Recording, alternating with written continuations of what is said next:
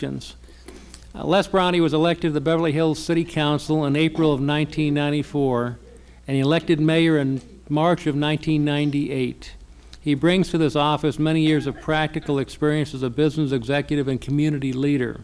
He served 8 years on the city's Traffic and Parking Commission from 1979 through 1987 and is past president of the Beverly Hills Chamber of Commerce. Mr. Bronte is owner and general manager of a textile products manufacturing and importing company, and also the father of 6. The Honorable Les Bronte. You say father of 6 and honorable. How does that work? Well, I am honored to be here tonight and to cast my eyes on this wonderful dais of individuals who built this wonderful city that we live in. Each lady and gentleman has contributed so much to making Beverly Hills the wonderful place that it is. Ladies and gentlemen, it doesn't get any better than Beverly Hills. When Vicki, that was my slogan, Tom. Okay. When Vicki was talking about some of the press that she had over her terms as mayor, I returned home this weekend, and there was an article in the New York Times about me and the respect that I get. It had to deal with the Beverly Club, the topless, bottomless club on Beverly Drive. She gets the positive, and I get the bare bottom. Oh, come on. Come on. It is a wonderful experience because I became mayor because the council had the wisdom, thank you, to change the time in which the elections would be held. Normally, I would have served a fourth-year term, but because we changed the time and the elections are held in March, the council gave me the opportunity to serve as mayor, and I'm very, very grateful, and I hope I live up to the task. What has planned for the future is, of course, to respect the past, carry forward the current programs that have been developed by my colleagues, and then plan for the future. Ed Brown talked about being fiscally responsible, and yes, the Beverly Hills City is enjoying a, quote, boom time. But this is not a time to go out and be spendthrifts. This is a time to get real. And the council has initiated several programs in which we are cutting costs now. Cutting costs in commissions, in projects that we have to do because we want to focus. Yes, our revenue is increasing, but our needs are also increasing in staff. And this is important because this is, again, a building block for the future. You'll find that this council is extremely responsive because of the ways that you can communicate with us. Yes, Tom spoke about the telephone calls, and Marilee spoke about the mail that comes to all of us, and we have an obligation to all of you to respond on a timely manner.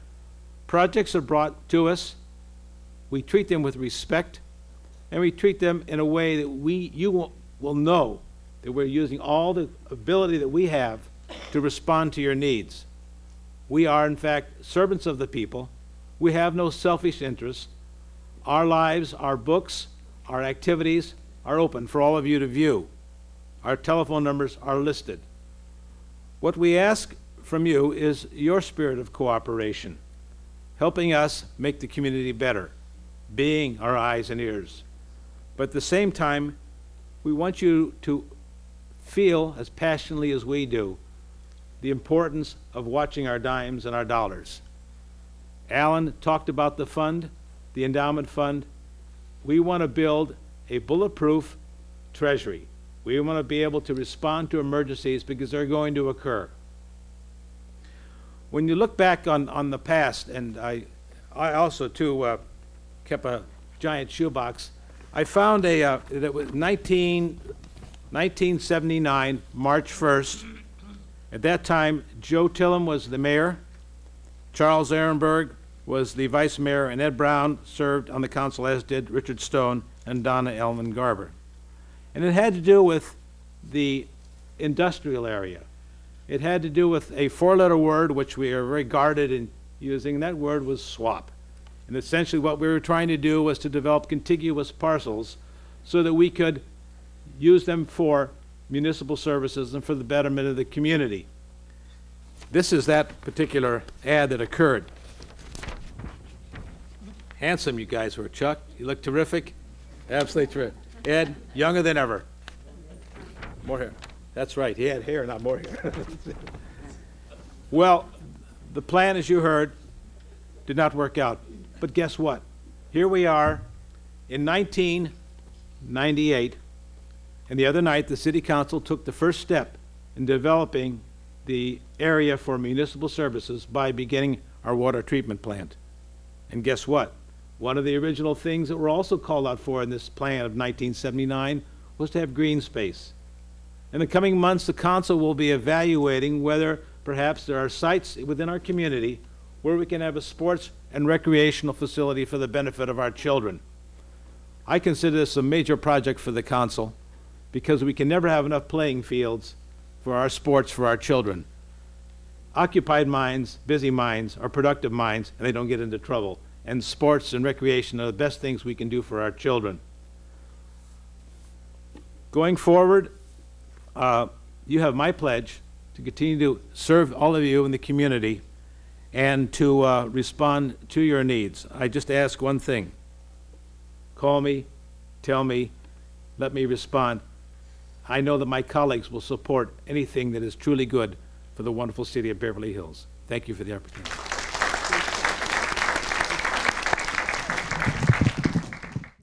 I want to ask you what changes you've seen in Beverly Hills since you were mayor. I'd say enormous changes, but interestingly enough, the basic concept of the city remains that of a precious jewel, as it were, in the midst of a forest of dross.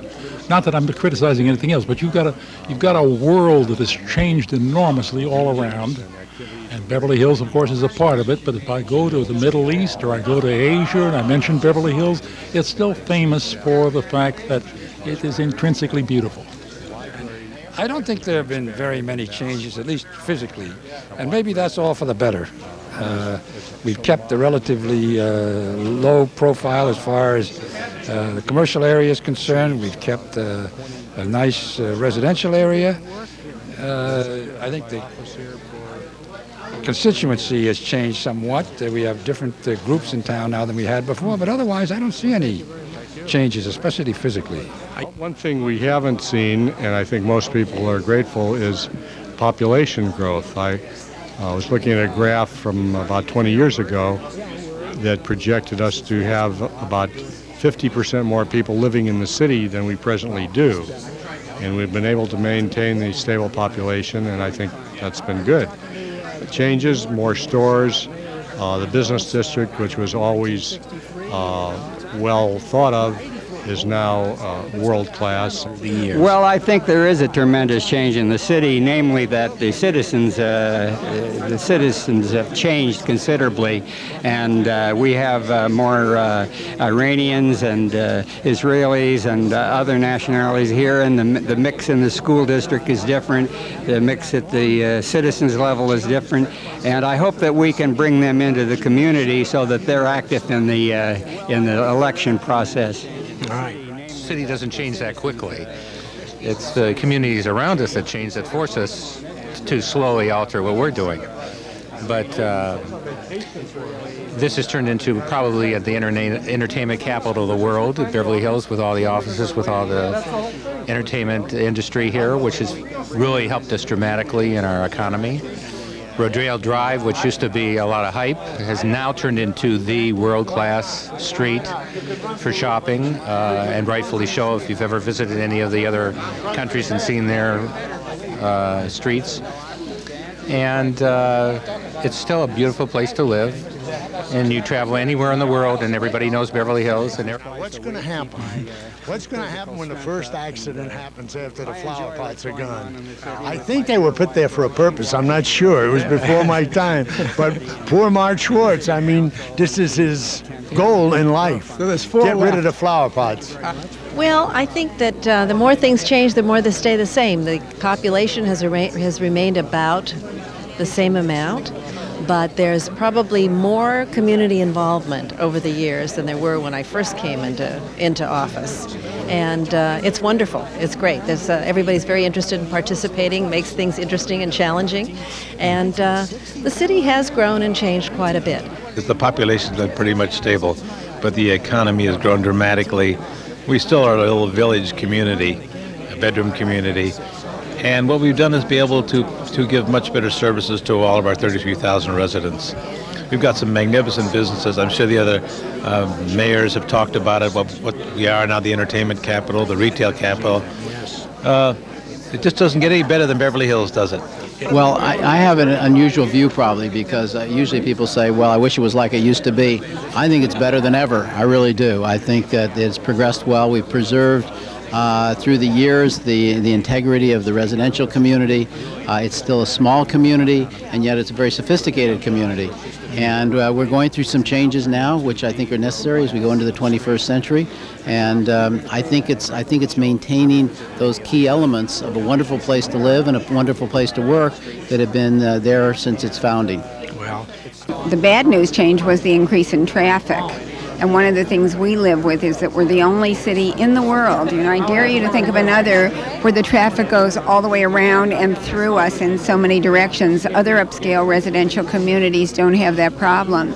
So that's been an increasing problem during these years. There's a lot of good things that have happened, a lot of very positive development that's enriched the cultural life and the regular daily life, the kids in the schools and the families that live here. It's a wonderful community and a great place to live. That aspect, I think, only grows better and better.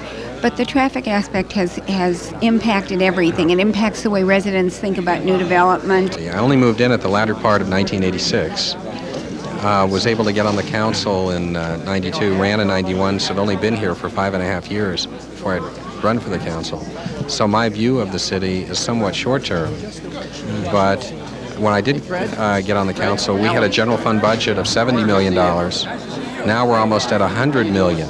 So just in 6 short years, we've moved up $30 million. And what that shows is the vitality of the business environment in the city.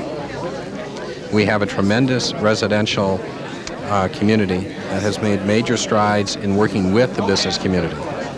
At this time, I want to bring it to a close, and I want to thank individually every mayor that has come, including our current mayor.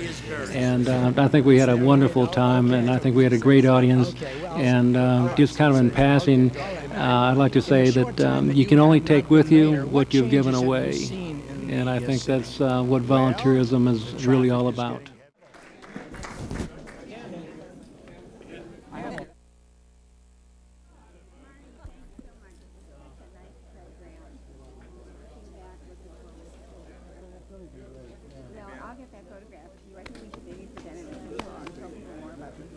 Marty, it's a great idea.